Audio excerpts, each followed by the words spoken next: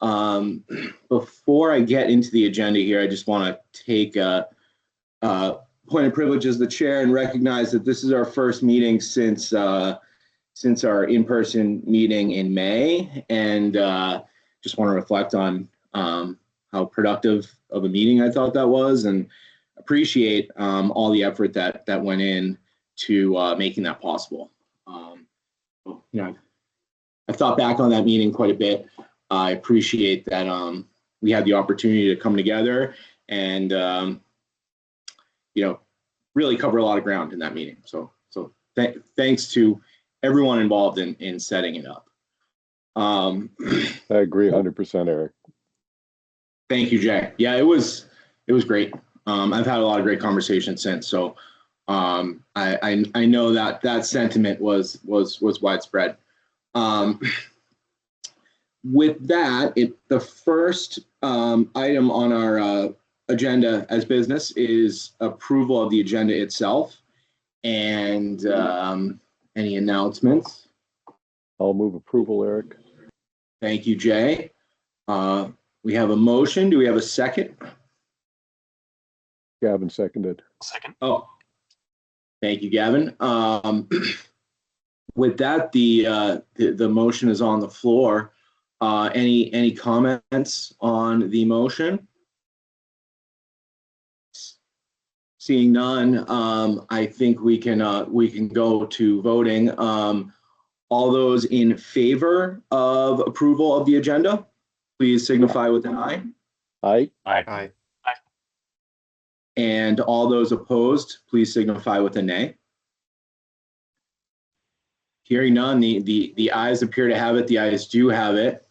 So that'll take us to our second item here, which is approval of those minutes from the May 2025 meeting. Approval.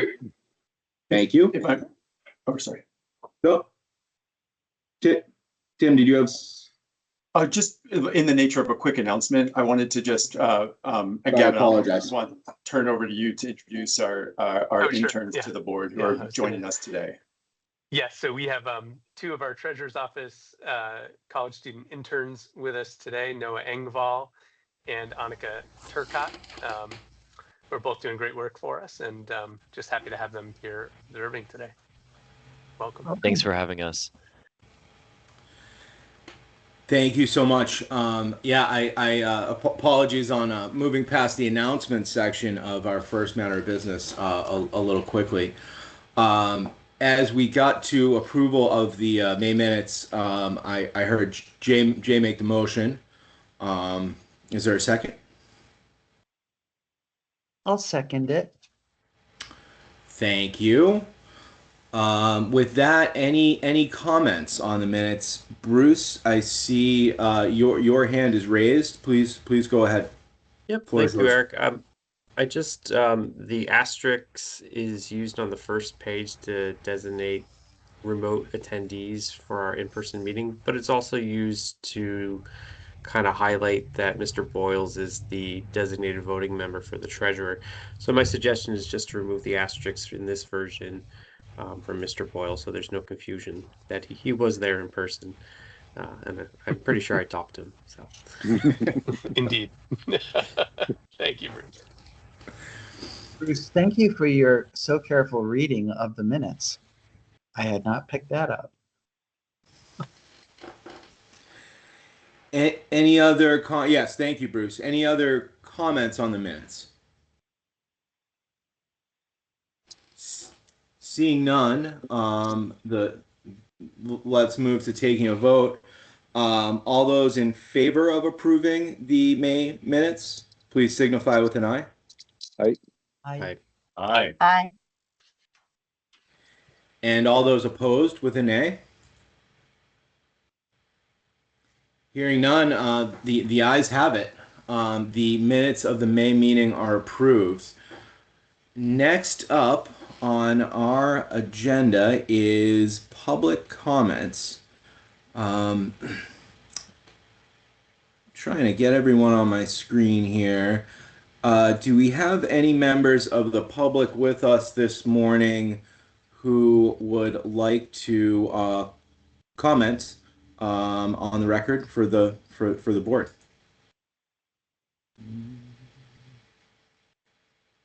Not seeing any. Give it one last moment here, but it looks like we won't have any comments in this section of the agenda. Still not seeing any, so I think we can move on to our next matter of business, which is the technology and cyber risk assessment. Tim, I assume you might want to at least start us off here, or I'll turn the floor over to you and for however you want to handle this matter. Excellent. Thank you, Mr. Chair. So today we're bringing back a technology and cyber risk assessment review. If you recall, we talked about this, I believe it was in the fall, when we had asked our friends at Siegel for a proposal to do the actuarial risk assessment and the IT and cyber risk assessment, and that we reshared that document in the materials today. And I think Bill noted that the tech and cyber review portions of that start about midway through the document. So that document kind of describes the scope of what we're doing, but kind of in plain language, I wanted to give a bit more of a sense of background, why we're doing this and what we're hoping to accomplish. We've particularly recently undergone a fair amount of change in our technology delivery services, I guess, of pension administration. Through our change in hosting, if you recall, in the fall, we went from hosting our pension administration system in an on-premises system to a cloud-based system through our vendor LRS. And after a couple, we were also reflecting on the last few years, I think kind of really in the post-COVID years, where we went from pretty much 100% in-person office to having much more of a remote footprint. We thought it appropriate to put a fine lens on sort of how we utilize tech, what risks it presents us, and kind of where there may be areas for improvement.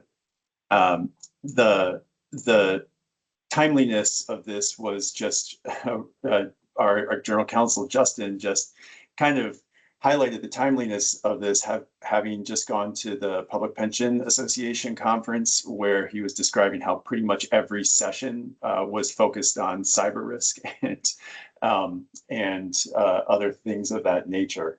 So what we've been doing since that time, since we initially proposed this, we executed the change to have our system hosted in the cloud.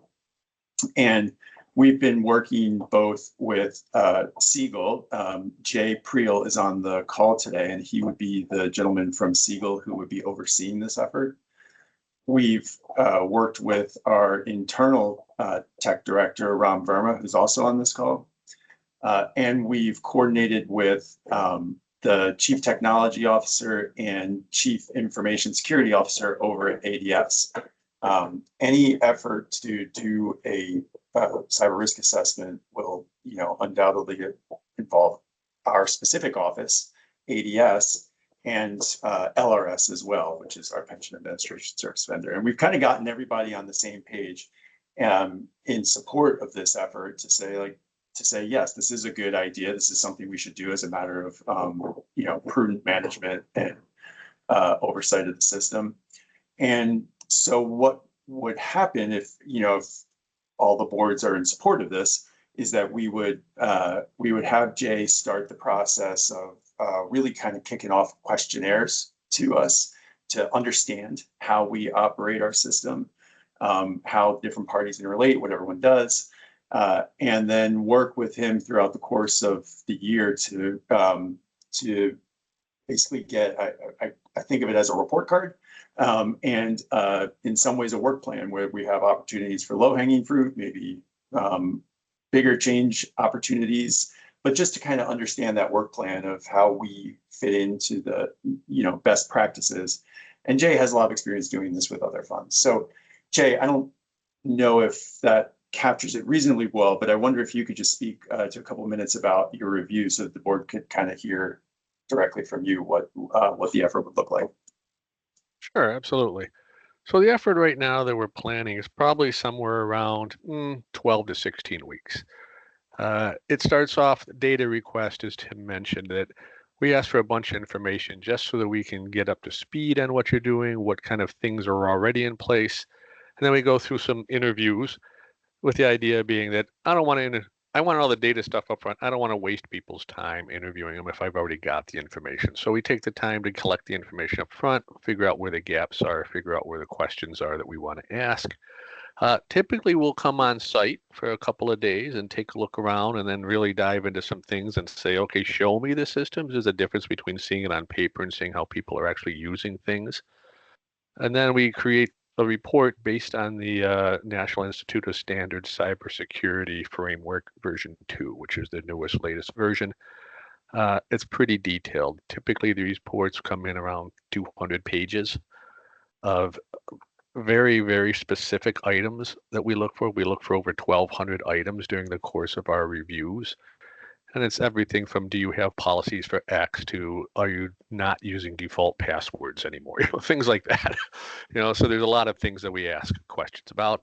As Tim said, it's really just a scorecard, with the idea being that basically nobody gets a perfect score, because as you mentioned, that when Justin went, everybody's talking about cybersecurity. There's always changes.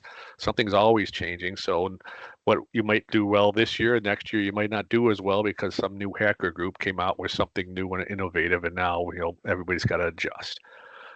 So it's a starting point. It's a snapshot in time. It says how you're doing. We'll tell you how you're doing compared to your peers. We've done about almost 180 of these in the last 4 years. Our group. I've done a significant portion of those. And you just get an idea of where you're at. And as Tim said, there'll be a lot of low-hanging fruit. Hey, we notice you don't have this policy. You should probably address this. And there'll be some more difficult things that says, you're probably really going to have to spend some time focusing maybe on, you need a real better disaster recovery plan. I'll pick something out of the blue that a lot of people seem to have problems running out at the detail level they need. And then you get the final report, and of course there's a draft, and we get to bounce back and forth because we're not perfect, and we want to make sure we capture everything accordingly. And then there'll be a final report, and then a memo back to the board that says this is how you did, and I can be on a call, and you can ask questions and things like that. Are there any questions about the process? I'll ask one, Jay. It almost sounds, as you lay out the process, almost like an audit, but for the technology part of our operations rather than, a financial audit looking at reporting mechanisms and so forth. Is that a fair sort of characterization? It is, except that we're not officially auditors. Like there's a SOC 2 audit, for example, which is you're going to go through typically accounting firms and they're going to spend 12 months there, and then they're going. This is the snapshot. The nice thing about the NIST cybersecurity framework is it's a guideline. There's a difference. It's like, here's what you should be doing, but they leave it up to you to make decisions as to, well, how much risk are you willing to take? Whereas some of the other ones, they're very stringent. You must do X, you must do Y. This is like, you have a range of gray.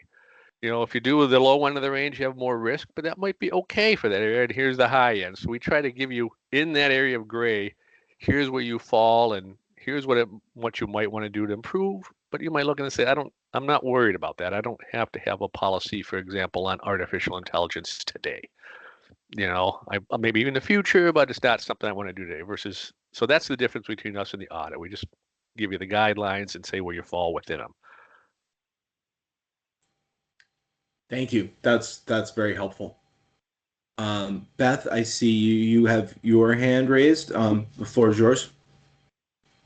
A quick question, and maybe I missed it earlier, but you mentioned that ADS is also collaborating with this review.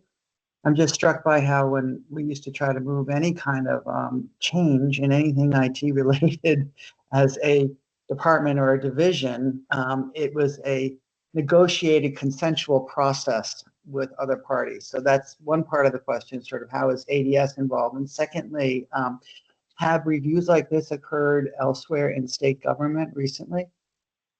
Or are you? I can sort of start on that. So for other parts of state government, I don't know the answer to that. If we've had outside folks, if other agencies have done something like this. With respect to how it's moved through our partners at ADS, we've spoken directly to their to their leadership, basically the chief tech officer and the chief information security officer, and I think they've been really excited about two parts of this. One, the fact that we're doing it. I think they're really happy about that we're kind of taking the initiative to take a look at this ourselves. But I think on a more practical level, they're very happy that we talked to them early and not after we had already signed Jay up and he had submitted his first data request. I think what we try and do is work really closely with our partners in state government internally and externally.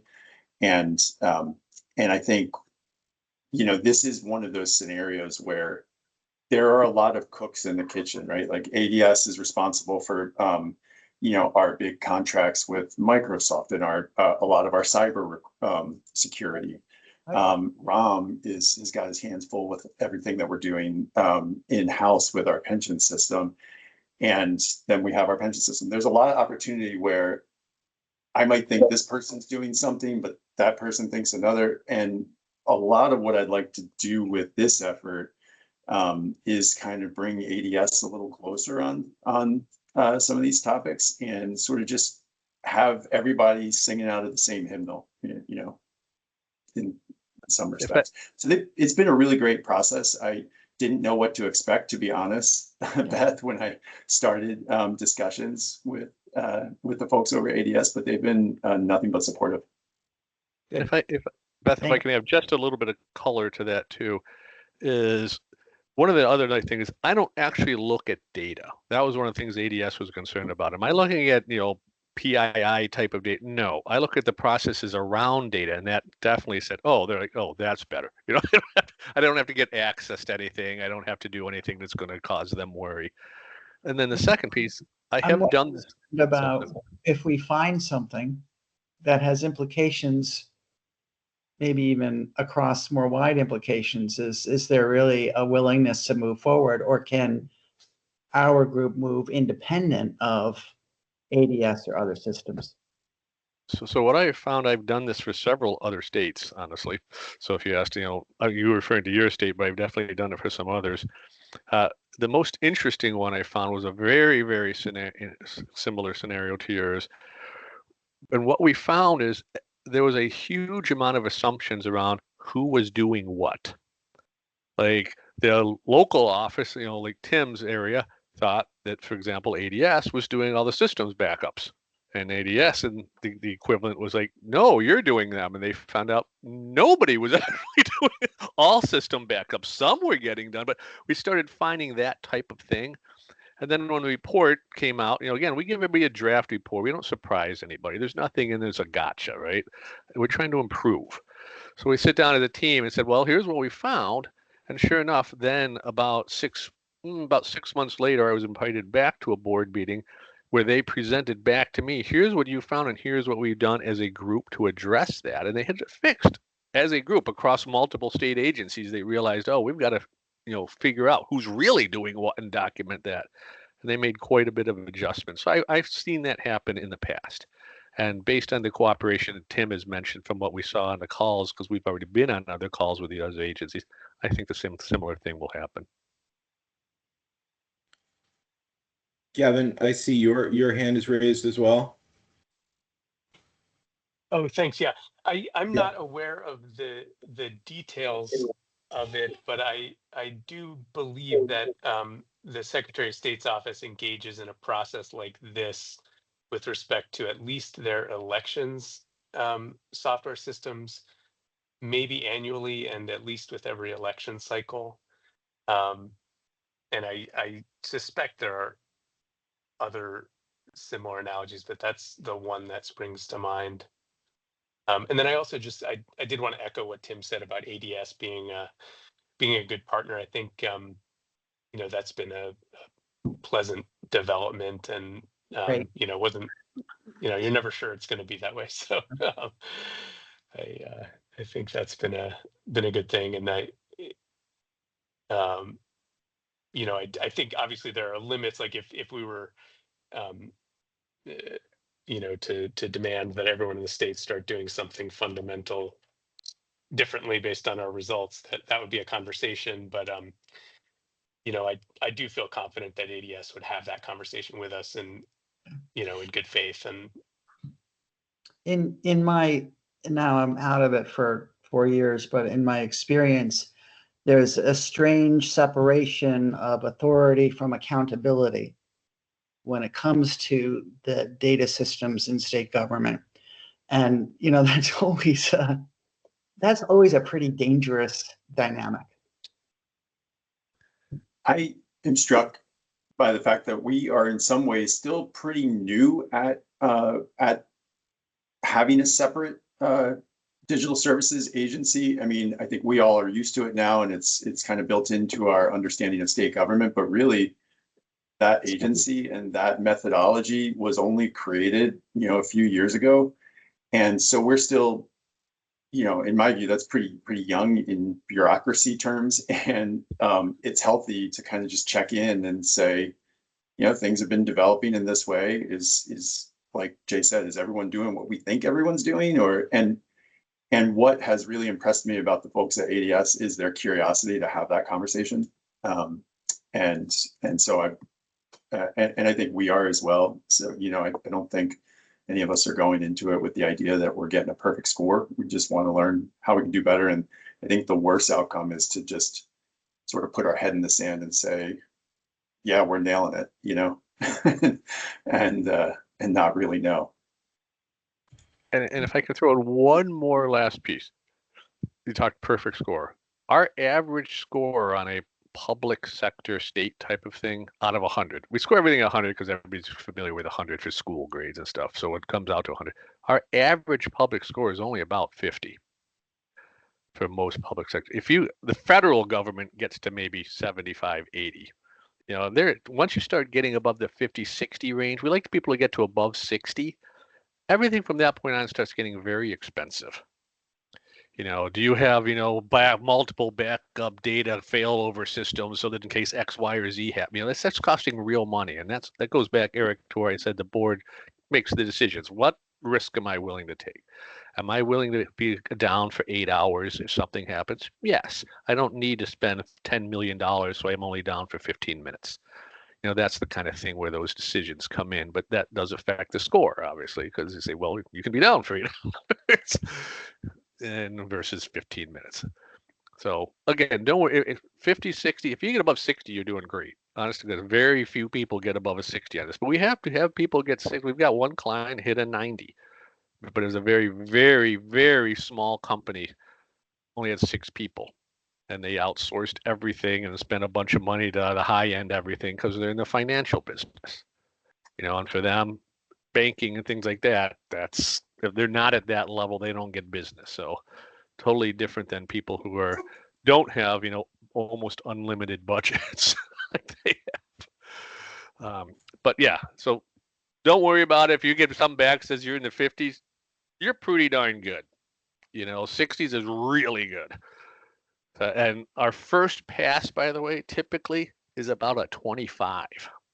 And then we come back and people typically, well, I didn't quite understand what you meant. Now I see what you're looking at. Let me give you this. That's why we do the draft, and then we give about a 60-day remediation period.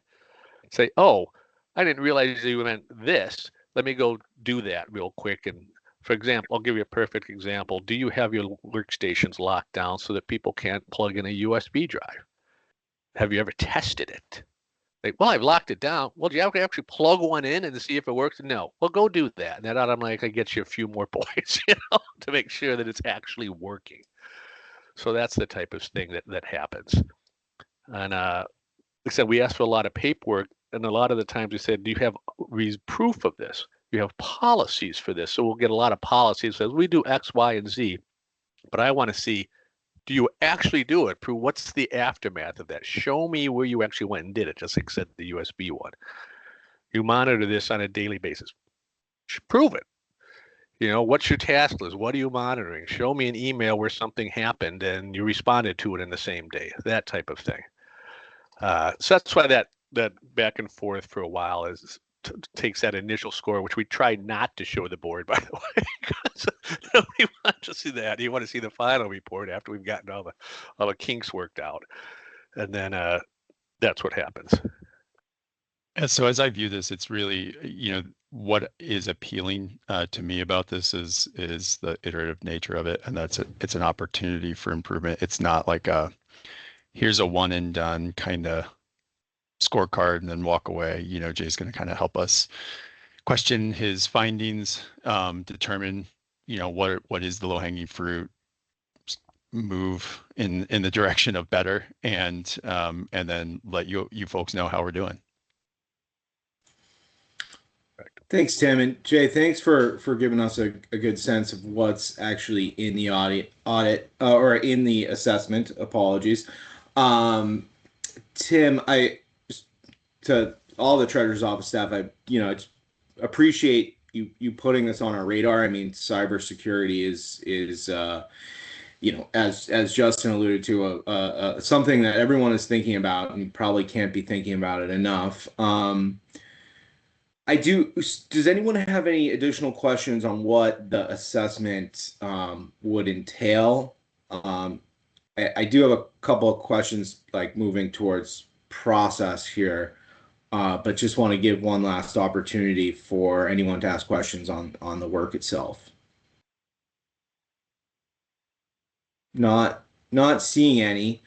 Tim, can you remind me if we need to approve this work separately? I mean, obviously we had approved a portion of what was proposed. I think my recollection is that this was something that we would take up separately. So that's question one. And then as we think about that, the costs are in Exhibit A. It looks to me like maybe that encompasses all systems. Would we share like a third of that? So I guess it's do we need to approve this? And if we're thinking about cost, is that the right scope to be thinking about? Thanks. Good questions, and that's where I was headed next. Cool. So yes, the combined tech and cyber quote is ranging between $45,000 and $50,000, and that would be split among the three systems. Typically, we do not split things. For certain things, we split them direct three ways. But our most typical manner of allocating costs is on a weighted asset-based system among the three systems. With that split, the VSERS portion would be it would be between a third and a half. It would be more than a third because VSERS is the second biggest system on an asset basis that we manage. So, roughly speaking, 15 to 20-ish $1,000 is the range that I expect. And the way we did this for the risk assessment, our contract with Siegel allows us to do ad hoc services. And that's like the actuarial risk assessment we just did. And what the approach we took there, and which I think we would recommend here as well, is to make the explanation to you folks and then see if there are any objections. And we note that in the minutes if there are none, and then we move forward. I don't know that we need a specific motion approving this because we already have the contract to be able to do services. But where, I don't come to you to say, hey, can we do the annual GASB reports, because that's part of the base level contract that everyone knows that.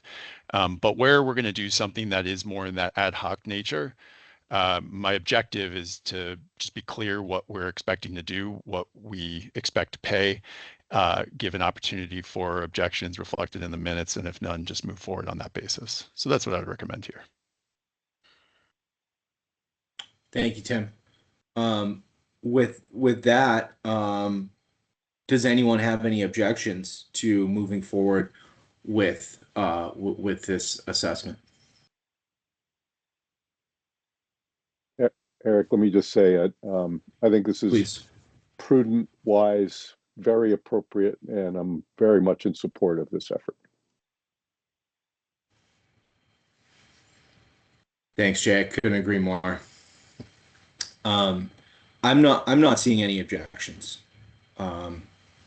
So I think the board's clear on its the direction it would like to go here.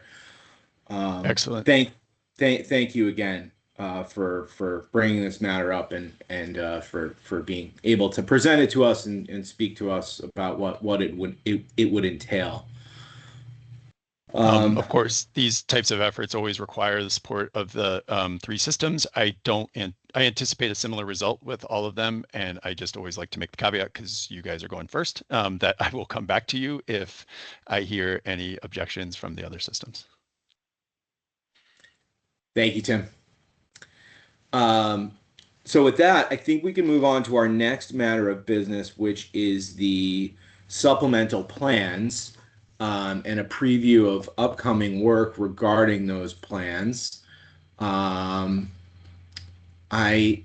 think we also have. I assume that this is part of this effort is the mutual fund expense sheet that we saw in our board packet. But I'll turn it over to Tim as to how you want to present this piece of the agenda. Excellent, thank you. And I think, Jay, I see your hand up. You are free to drop at this point. That was if the that's question. Your question. Yep, that was the question. Thank you. Bye-bye. Thank you, everybody. Excellent. Bye. Thanks, Jay. Thank you. Excellent. And so this item I wanted to bring to you because we previewed the preview of upcoming work in our in-person meeting when we had RBK there, kind of talking a little bit about the work ahead. Next month will be an Empower board meeting where we do our quarterly reports, and there we want to bring some things to you and also have maybe a slightly different format. And so rather than just springing it in August, I thought we could talk through it here. And I do have, I believe Sarah Bochter is on. I'm just going to check. Yes, Sarah is here from RBK, and she'll be able to help out with any additional detailed questions that you may have. So I really wanted to highlight 4 key things that we're working on and what we plan to bring to you and when. This is a current working plan. I'll ask forgiveness if if timelines change from one meeting to the next, but generally speaking, this is what I expect over the next couple of meetings. First is we're all used to doing the review of the Empower plans where Gabe presents the plan demographics, the basic high-level statistics of the plans, and then maybe a report from the field, and Joe then does the investment review. Well, we now have an investment fiduciary in RBK that is helping us oversee the plans. And so we really want to have that manager level review led by RBK. So that's going to be our expectation going forward, that we're going to have Gabe do, a high level overview of what he's seen in the plan. If there are any notes from either the reps or the comms team, certainly can make time for those.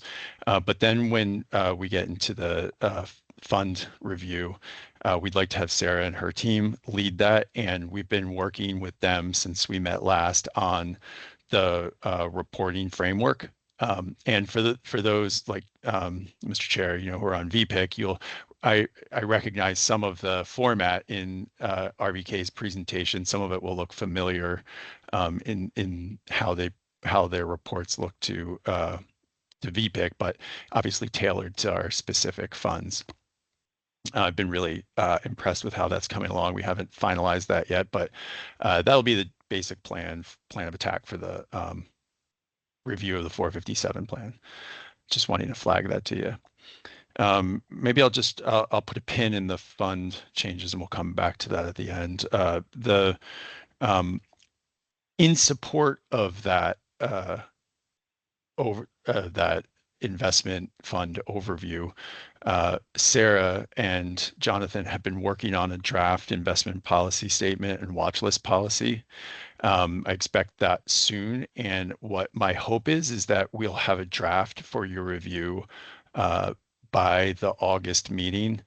And I'd like to probably take a couple meetings on that, where we can get you an investment policy statement in advance of August, have an opportunity to discuss, but not ask for action on that in August. And depending on what board thinks, perhaps in September. But that kind of is going to be a foundational document for how we move forward in this effort. And so I do just want to make a little bit of time for that and not spring it on you.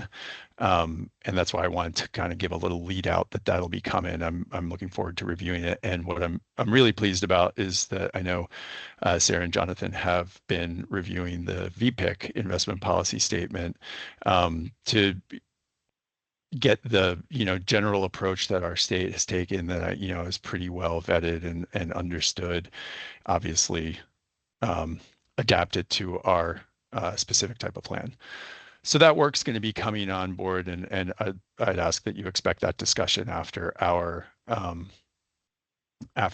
review of the 457 plan next month. A smaller item that we are working on is each one of our supplemental plans has a plan expense account. It's noted in Empower's new format in the initial dashboard sheet as plan assets.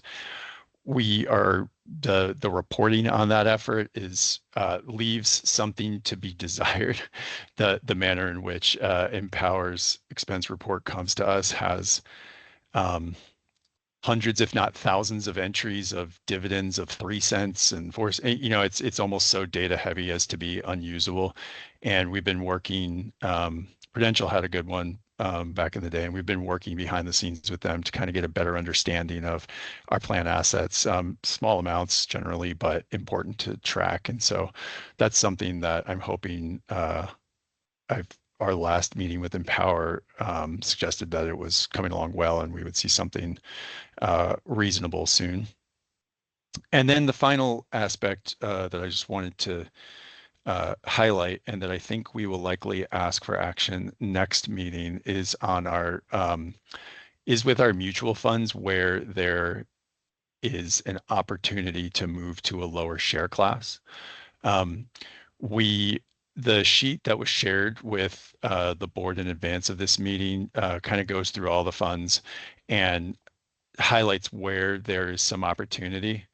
Since that time, Sarah and team have been doing work to dig a little deeper there and to understand where maybe there's some revenue share in one of these, such that the anticipated savings might be a little different because there's money coming to the plan under an existing share class that would not come under a new one. So there is another level of review that needed to happen before we could bring this to you for action. And we initially flagged this actually when RVK did its first level review.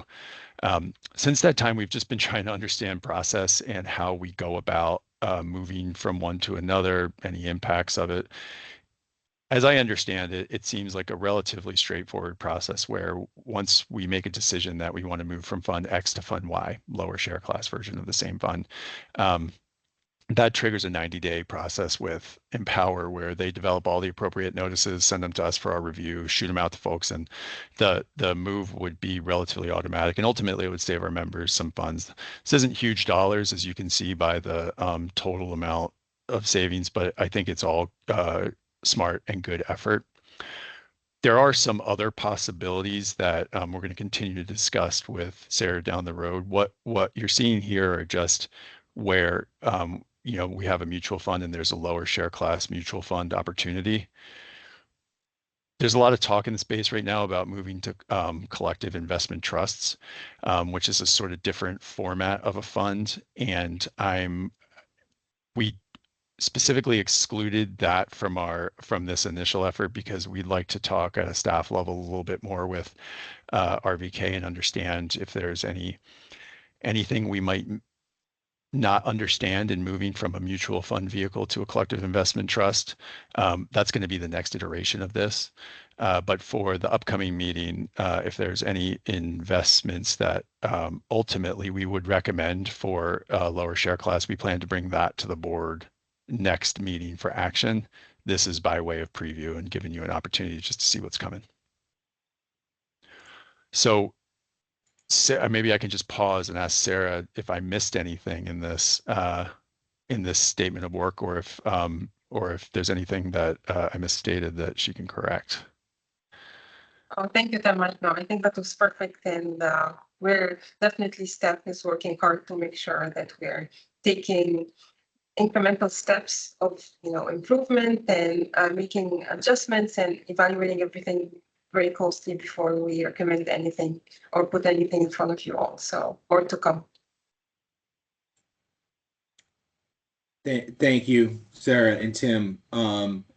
Yeah, I just want to say I appreciate you thinking proactively about this, putting it in front of us before you bring it for action, but also just trying to administer and manage these funds as efficiently as possible. I mean, any fee savings, that's sort of low-hanging fruit to save our participants dollars that could be compounding for them. So I really appreciate the thoughtful work, and I don't know if anyone else has any additional comments on this sort of new lens, or I shouldn't say new, but it's additional lens that we're taking on our supplemental plan administration.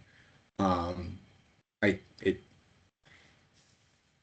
seems that it would, it's looks to be ready to pay off. So, I think there's a lot of governance aspects that, won't necessarily come down to dollars and cents, but ensure that we are managing the funds appropriately, and where there's improvements and efficiencies, that's really welcome.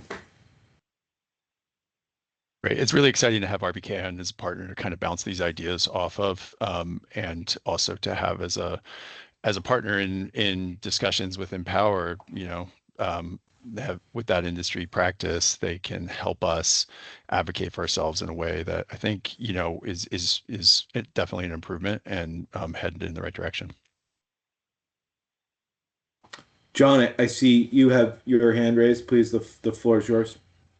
I have a question, not so much on the proposed outlook on reducing fees, but more on something Tim said, which is collective investment trust. I have to admit to being ignorant of what that entails, and whether to our membership, whether that will look transparent. It'll just be another type of investment, or is it meaningful for participants to know what that is as well? Well, I'll start on that and say that's your concerns are precisely why we're not prepared to bring this to you yet. I wanted to flag it as an area of upcoming work, but perhaps I can turn it to Sarah to kind of give a high-level overview of the difference. Yeah, of course. Thank you, Dan. So collective investment trusts, or CITs, are really pooled investment vehicles. The reason they're called trusts is because they tend to be maintained by a bank or trust company, and they are organized as a trust instead of a fund like mutual funds. And they are not regulated the same way as mutual funds, which are regulated by the SEC. So they are regulated by multiple regulators, actually.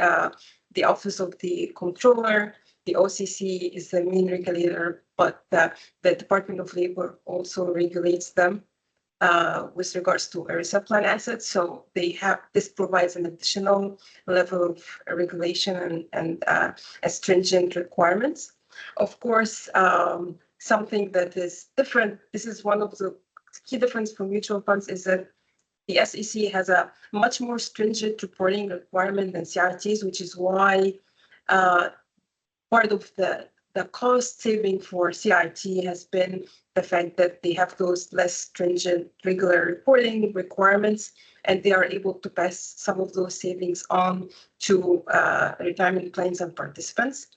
Generally speaking, it's something that plan sponsors need to be aware of, and something that we will be reviewing with STEP more closely to understand what the differences are, what it entails, what types of reporting you and participants are going to be able to get from a CIT, which but of what we've seen over the years is that over time, they have really been the institutional quality CITs that we work with tend to have really strong reporting, and they have seen a lot of assets and adoption in 401k plans in particular, but really across the board because of that just a big improvement we've seen in reporting and the fact that they are also offering a lot of attractive features such as being more flexible in the ability of plan sponsors to negotiate fees directly with CIT providers, so bringing costs down even more. And they also are able to accommodate certain plan sponsor requirements for the investment structure or the investments being used, or the usage of securities lending, for example, that mutual funds don't have the same level of flexibility that plan sponsors really like. So there are a lot of trade-offs to think about. Some are positive, some are maybe are important considerations to think about, and we're discussing those closely with Tim, and more to come there. Thank you, Sarah. I see, Jay, you have your hand raised as well. The floor is yours. Thanks, Eric. I'm curious about the response that we've had from Empower about this effort. I know that they've in the past been kind of supportive of these kinds of examinations of our investment lineup and fees and so on, and have initiated conversations in that area. So I'd expect that they'd be very receptive. I just wanted to verify that. I can say it. I think there's a couple levels to that question. There's both the level where they report to us, and of course they're nothing but supportive at that level. But I think, and I'll defer to Sarah on this, the part that I worry about sometimes is at the staff to staff, the direct level. But my view from here, Sarah, correct me if I'm wrong, is that they have been very open and accommodating and working as a partner in the effort that RBK is undertaking. Is that fair, Sarah? That is fair, and this is something they do for plan sponsors every day. They're large record keepers, so they have a very well outlined process for making those changes, which we've been discussing with them. And so they really have the ability and capabilities to make those changes, accommodate your needs in terms of how to communicate any fund changes to participants in a way that will make them understand why those changes are taking place and why this would be benefiting them. So it should be hopefully a smooth process as well, should the board decide to go through with it. Thank you. Jay. That was a great question. I sort of I had some of the similar thoughts myself, and I guess particularly in thinking about how Empower interacts with this board in terms of presenting and so forth. I assume it's been communicated that really these changes are about our governance and improving that, and not anything about their reporting. I'll just leave that as a comment. You can respond. No. Yeah. I think in this space, right, we handle large amounts of money. I think it's in everyone's interest to be transparent, to be, and RBK is kind of helping us ask the questions of Empower, and they do that with other plan sponsors who have Empower as a record keeper. So there's a long relationship there, independent of us, of facilitating that kind of oversight. And I think it's incumbent upon all of us to just be able to work, in a collaborative fashion and show our work and offer it to you for review. Thank you. Yeah, definitely. We've been partnering with Empower personally, me, I have a few Power Cricut clients, and our approach has always been to collaborate with your vendors, especially your record keeper, who's really has the most biggest impact on participants. So this is not a confrontational relationship. The goal here, we all have a common goal to support your needs, make sure that Vermont 47 plan is getting the support you need, and really none of those requests or changes are something that was new to them or that we don't discuss. Any project or changes was that we're suggesting, we make sure to be discussing them and reviewing them in advance, and staff also really has those monthly meetings, and they do the same, and they always communicate things with them, and everything is really collaborative. So, and I would say the team you have is also really great and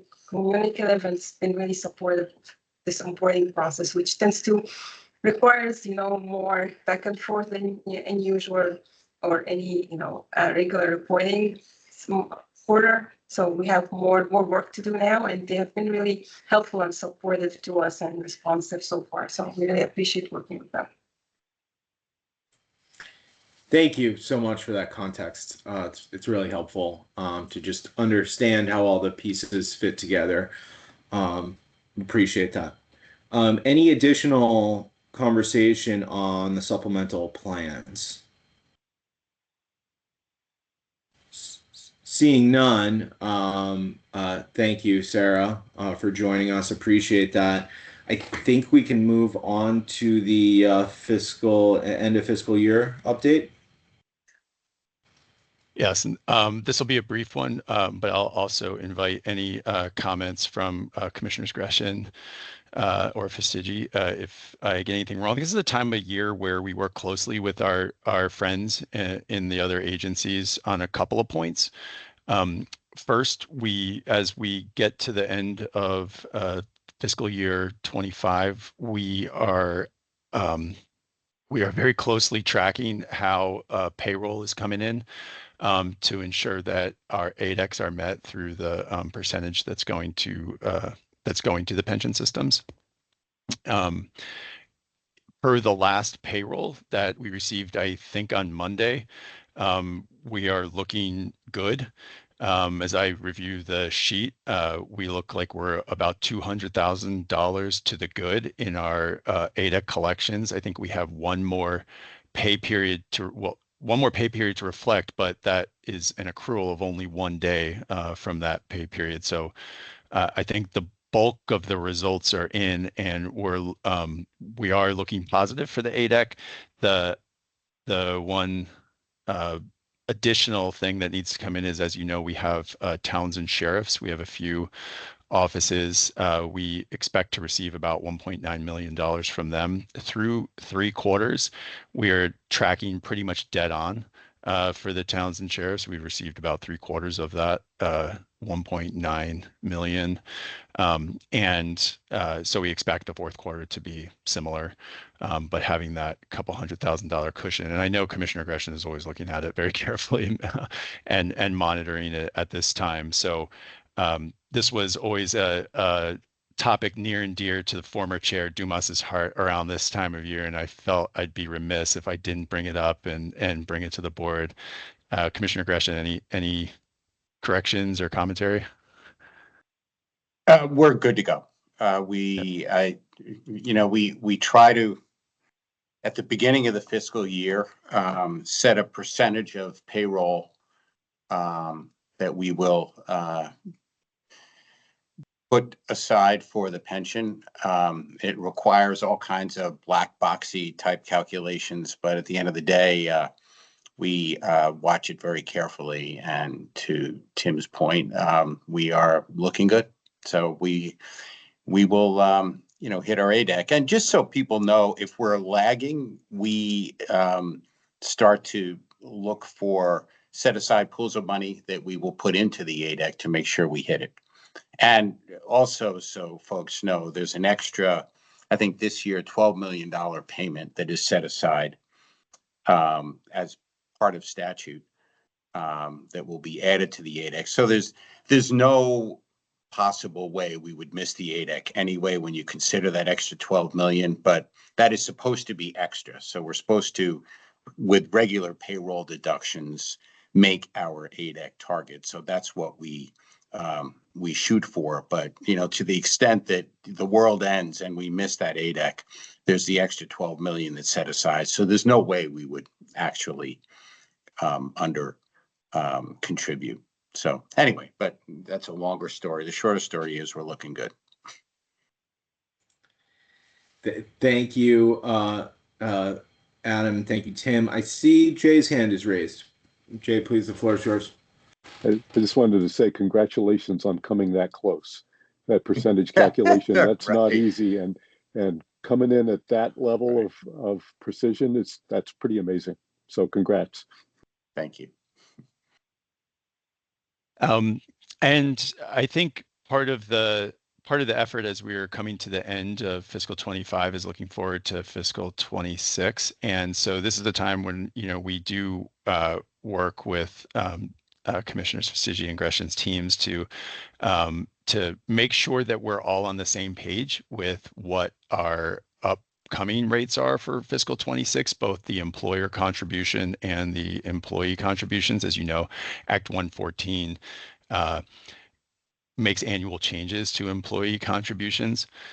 We shared in the materials the what ultimately will go up on our website, but not quite yet because we still haven't gotten the breakpoints for where the different quartile rates apply. I do expect that any day right now because HR needs to wait for the data from fiscal 25 to come in to confirm those breakpoints. So I think while we're on this meeting, I actually got an email from Harold to talk about that.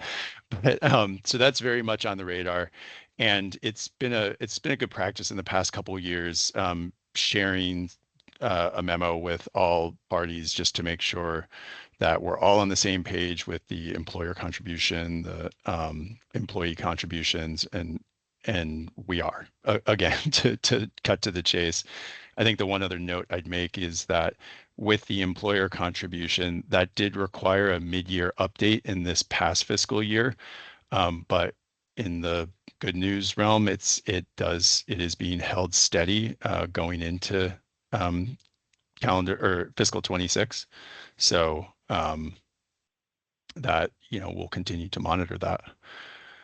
And then the final piece I just flagged for everybody on this is also the time of year where we turn our attention to actuarial season, which is coming up in the fall and will culminate in our October valuation meetings. This year, we will not be having an experience study. It's the last year of our 3-year timeframe without one. We will plan to have one next year.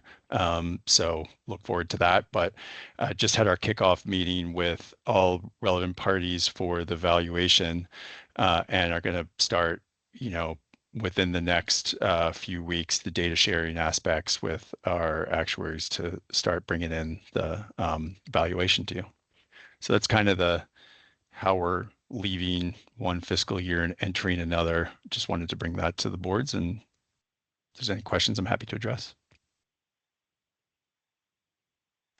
I'm not seeing any. I do just sort of have two comments. I appreciate the closure on FY25 and also looking ahead to FY26 is, you know, Adam mentioned there's the additional payments that was envisioned in Act 114 and has been being implemented.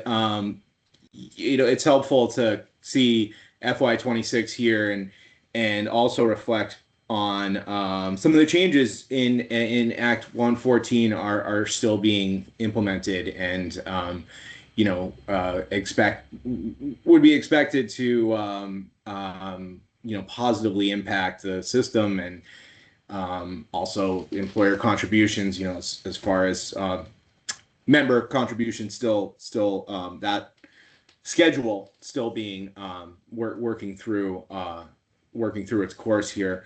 The other thing I'll say at close of FY25 is, you know, we haven't seen the final numbers from VPIC, but you know, hopefully there will be good news. I certainly expect good news to play into the valuations. So Good point on that, Mr. Chair. Two things to that. You'll notice that there are 3 quartiles this year in calendar 26 on the sheet. So we'll have one more year, fiscal 27, where that last, where we will finally get to quartiles, 4 quartiles. And that will fully implement the changes to the employee contributions. So one more change there, and it will positively impact the systems. And then with respect to how we're looking for this year, when I looked at, we'll get the CPIU Northeast for June next week, I expect, and that's what will determine our COLA's performance. May over May was 2.8. Our assumed CPI is 2.3. So last year it was 3.8, and as you'll recall, that was a loss on the COLA piece. So much tighter this year, and usually there's not a huge swing month over month. A couple tenths of a percent potentially. So not just the return, but the inflation measure is also hopefully trending in a much more positive direction this year from last year, and so we are excited to kind of see how that shows out into the val. Thank you, Tim. Any further discussion on the end of the fiscal year or FY26? Not seeing any. The next item on the agenda is partner email accounts. Tim, I don't know how you want to handle this one. I'll start off. It's real brief, and for folks with a state email address, don't worry about it. This is really just something we're trying to kind of consistent with our improvement on technology efforts. We'd like to just give everyone a partner email account. These partner accounts are used by folks who are not state employees, but who serve on state boards. And so it'll be a better way to communicate, and hopefully that'll allow us to move to a SharePoint-based system for transmitting board materials. So the upshot of this is that Bill is going to be working with those folks who are not state employees to get a partner account set up. I know VPIC uses these, and it's just something that I think will be a better way to run a railroad here. So for folks who are not state employees, please expect outreach from Bill consistent with this memo. Jay, floor is yours. Just a quick thought. What about public access to our materials? Moving to a SharePoint system, how does the public get access to the stuff? Don't know 100% right now, but we would make sure they do. I know VPIC uses a SharePoint-based system, so there's, I think once we get to that point when we're set up on the partner accounts, we're going to definitely make sure that both your access and public access is preserved in a reasonable way. That's step 2. I don't know the details yet, but I know it's doable. It might be helpful if I just share what I see happening at VPIC. Of course, I have nothing to do with the SharePoint backend, but generally there's a folder that is publicly accessible, and those might have documents that have redacted portions, and based on privilege or confidentiality. And then there's a similar folder that is access to board members who have state email addresses that are approved, and these partner email addresses that would reflect the full documents. So that's typically how VPIC operates, is that the publicly available versions are in a folder that's accessible to the public.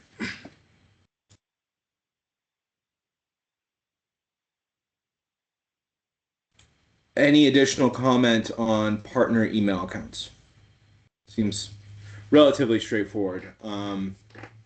The second to last item here is our disability recommendations, of which we have 2. The first recommendation is for EP. I guess we just walk through them separately here.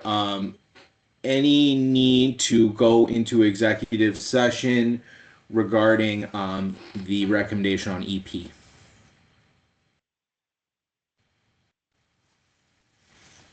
Not seeing any. Eric, I'll So- move approval of the medical review board recommendation. Thank you, Jay. Second. Thank you, Bruce. So with that, the matter is on the floor. Any further discussion on the recommendation for EP? Bruce, floor is Yeah, yours. my comment won't require an executive session. It's just that it appears that in some of the notes here there were acronyms used that weren't spelled out that I had to research on my own. So in future reports from the board, I think having an explanation for non-medical folks like us might be helpful to understand what the medical professionals are talking about here. Thanks. But I am going to vote yes on this motion.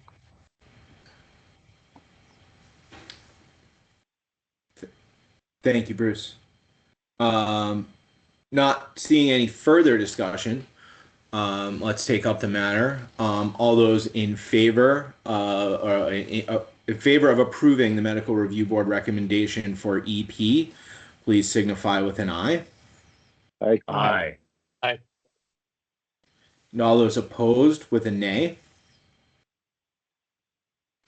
Not hearing any. The ayes appear to have it, and the ayes do have it.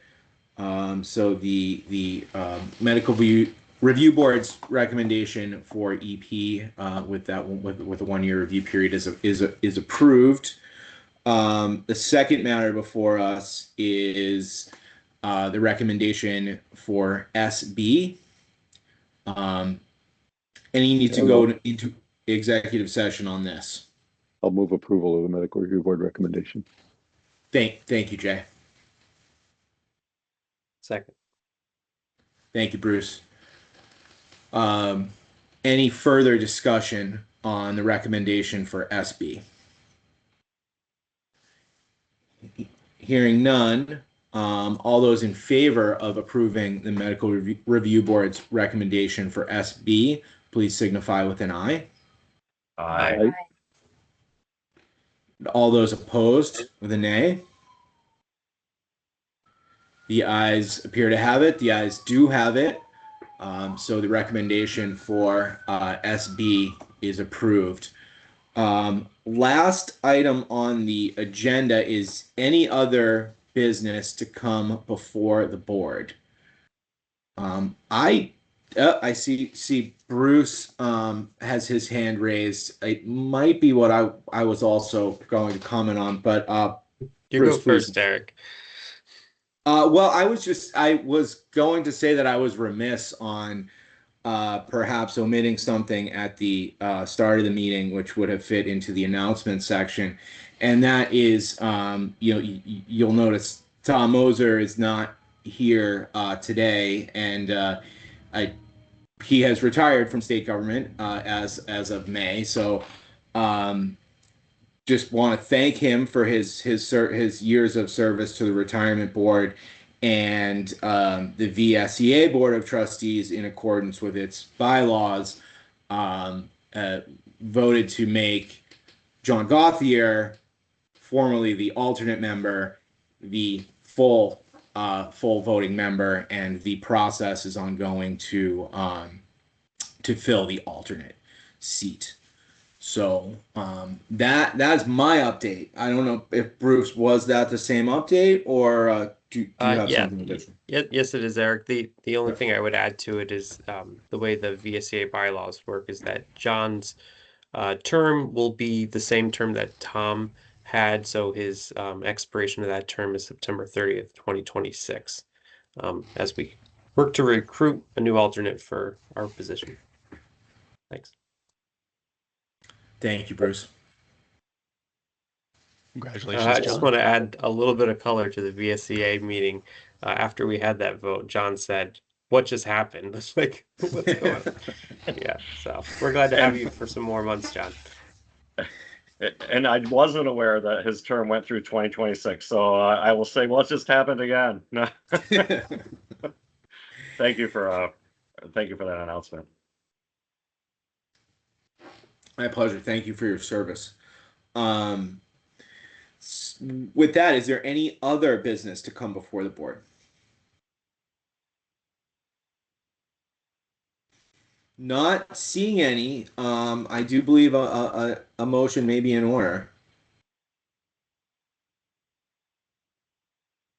I Motion move to adjourn. adjourn. Second.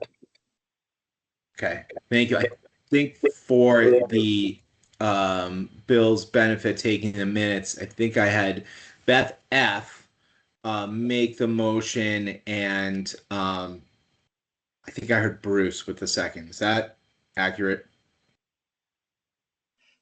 No, Gavin. not this Okay. Bruce.